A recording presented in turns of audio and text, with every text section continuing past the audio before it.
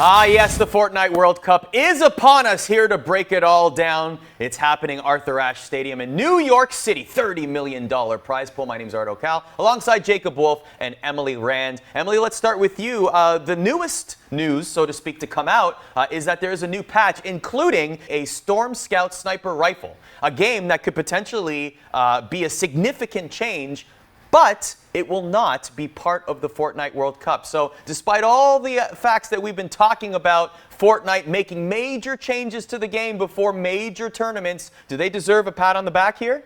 I mean, I think I'm glad that they're listening to their competitive player base, because I feel like that player base has been incredibly vocal about feeling like they have not been heard, especially since Epic has, traditionally, especially through the Skirmish series, used it as almost an advertisement for whatever the latest patch was. It drops. Too bad you have to play on it, adapt, deal with it, which I disagree with. I think people should be given a little more time, so I'm glad that the new sniper rifle is disabled for World Cup, because I think it would be, again, like you already have people complaining about other metagame things going into World Cup, even as people were qualifying. I like the fact that they're disabling it. Pat on the back, I'm unsure. Like, I want to see more of this from Epic if they're going to be going down maybe a more, and I'm not saying Fortnite has to be like traditional esports, but I do think that their competitive player base deserves a bit more time to adapt. Like, I do think adaptation is necessary and valuable. I just don't think it should happen within, a matter of like a few hours for a major tournament. Jacob, so yeah, again, I'm glad. It could be worse. The Storm Scout sniper rifle could have been included in the World Cup, and players had less than a week to practice on it. Yeah, I mean, as we build up to this event, I've been talking to some of the various different players who have qualified, and a lot of them are just in this for the money. And so when they don't even necessarily enjoy the game, they just really want to win a portion of a $30 million prize pool. And so when I look at all of them are guaranteed $50,000. You show up to Arthur Ashe Stadium, you get $50K. I interviewed Airwax last week, former League of Legends pro, now does this, and he's like, I think PUBG's a better game, but PUBG doesn't have a $30 million prize pool, so I guess I'll stick with it. So when you look at this, to me, Epic's got to do something to appease its player base. What it's been doing through World Cup qualifiers of not putting out these patch items right into the game for those qualifiers, and now this at World Cup. Step in the right direction, but still a long way to go. So, Jacob, you talked about the excitement level among the players. Emily, why don't we talk about the excitement level among the esports community, particularly Fortnite fans or even just general esports fans? How much excitement is there for the Fortnite World Cup this weekend? Actually, looking around, I think there's a surprising amount of excitement from the player base. I saw a lot of people kind of looking at, just yesterday actually, Epic announced that they're going to have a way to view it from the game itself, kind of like what you see from Dota 2 traditionally, where you can spectate the World Cup from Fortnite. And I think that will help a lot in viewership. I think there's actually a surprising amount of people in at least that follow the competitive community that are really excited. They want more eyeballs on this, just because, again, the prize pool is bringing in a ton of attention. Like Jacob said, it's one of the reasons why people are competing. It's the reason why we're here talking about it, right? So I think that because they're perceiving that there's going to be a lot of people watching this specifically, a lot of Fortnite fans I've seen really want to have a good production, and they're a little bit, I guess, skeptical based on what Epic has done in the past. Again, from the Skirmish series, I think the picture viewer for Fortnite, from the game, is a very cool addition that people should hopefully use, and again will bring more of the casual player base that might not know as much about the competitive side, especially since, again, Fortnite has this weird push-pull with who are the best people in the game right now and who are the top earners and the most popular streamers. Interestingly enough, right, one of the things that has gotten incredibly popular with Battle Royale games, not just Fortnite, but also like Blackout and PUBG, is simul-streaming, where you as a player are on stage and you're broadcasting to your Twitch channel just your POV, while the tournament is having a sort of over-the-top observer who's clicking through all the different streams, right? We've been talking about this for years, really since PUBG sort of got big, that Battle Royales are incredibly difficult to broadcast from a spectator perspective, right? You kind of have to look at it like golf. And it's hard. It's hard to choose. Like, how do you choose who on the map you should spectate, especially when there's 100 players? So I think that adding this will do a lot of good for that. It will allow players on the watching end and fans on the watching end to watch in client, which is really exciting. But also looking at that, there's another game that's done really successfully off of this, not just Dota, but Counter-Strike. Counter-Strike Global Offensive has a sort of what we call GoTV. In GoTV, you can spectate various different players and spectate the stream inside the server rather than spectating a Twitch stream. And there are a lot of people that do that during major events, and so it has proven very successful in other games. I think this is a nice addition to the viewing experience of making Battle Royales a little bit easier to digest. Well, let's talk about who the viewers should be watching out for, at least in the tournament itself. The ages range from 14 to 24. It's incredible to think that a 14-year-old could be $3 million richer by the end of the weekend if they happen to win solos here at the Fortnite World Cup. But Jacob, Emily mentioned about the top earners. The two top earners are in this tournament. Who are some of the names that people should be looking out for as we get into the solos final? There's some really interesting people in here. Someone like Mongrel is somebody that's really interesting to me, and another very young kid here. And I think that when we look at sort of everything that's going on, he's someone that I'm paying close attention to because he's someone I would consider very competitive. We have an article coming out later this week that talks about that, and so I think ESPN.com/esports, by the way. I think that overall, he's someone to look at. I think that there's a pretty high likelihood, particularly in solos, that one of these people who win will be under the age of 18, and it will be life-changing for them, right? They're already very popular. Many of them are already salaried to these esports organizations.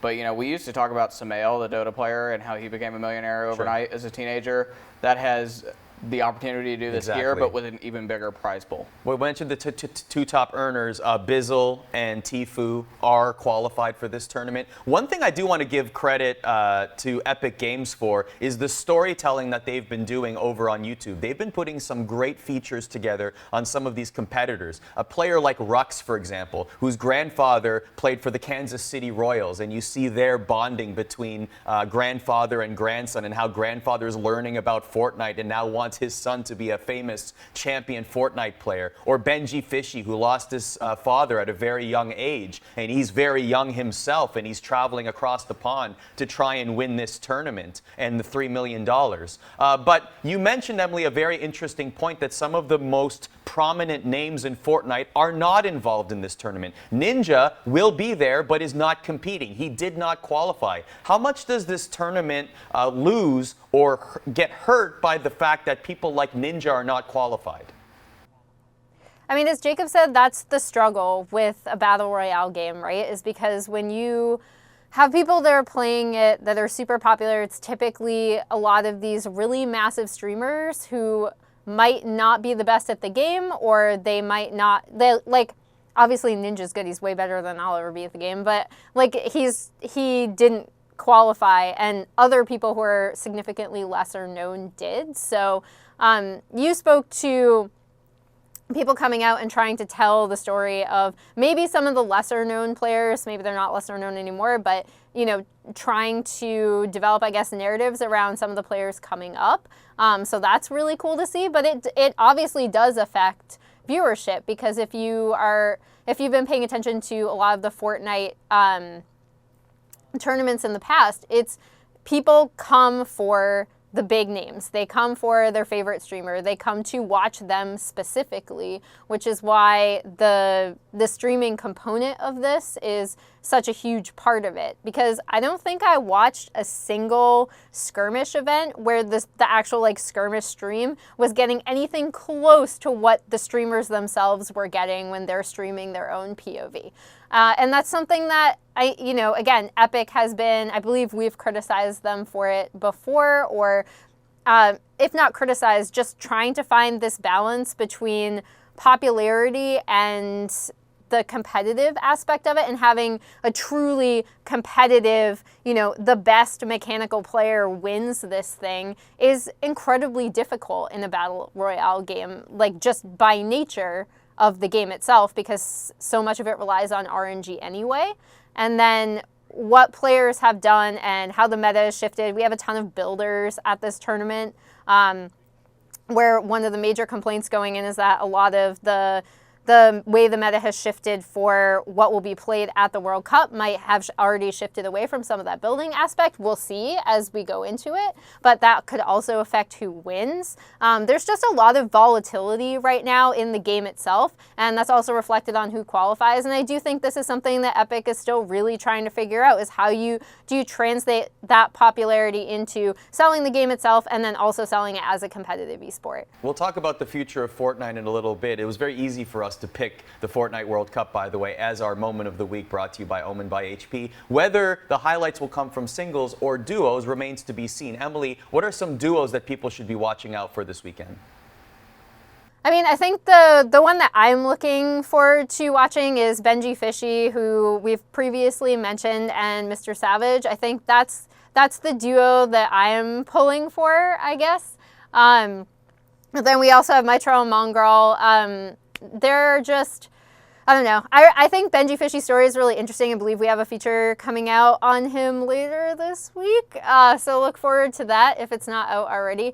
But yeah, I mean, I'm really rooting for them for the story, because again, like, as someone who's coming into it and knows a lot less about the game than other competitive games, I just want a really good narrative.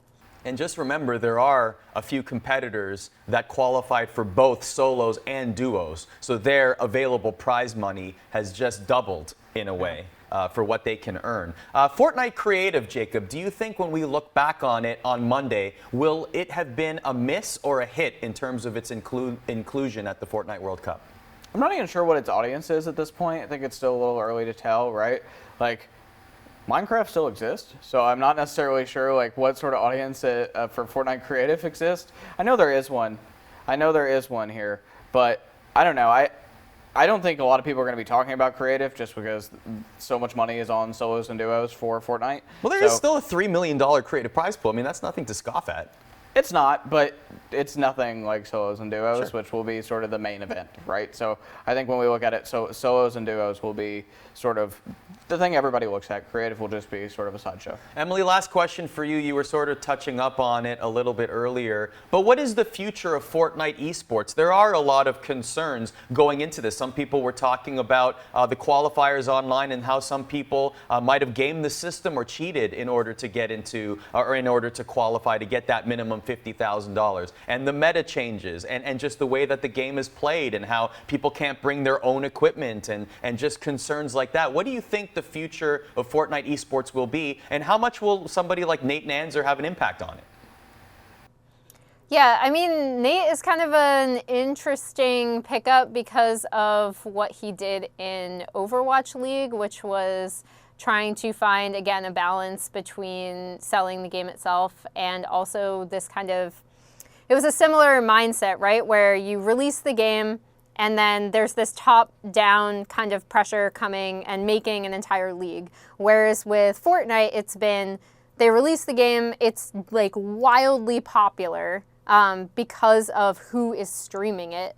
And then additionally, you, again, have pressure from top-down, bringing in a ton of money. Epic has put there's so much money into these tournaments, and there have been a lot of issues with them in terms of, yeah, again, like, people qualifying, are they, like, the cheating allegations that you touched upon, the viewership, problems that we touched upon previously, the meta and patch issues that we also touched upon previously. Like, this is an incredibly volatile landscape with a lot of viewers and a lot of money. So at the very least, it's going to be entertaining to follow.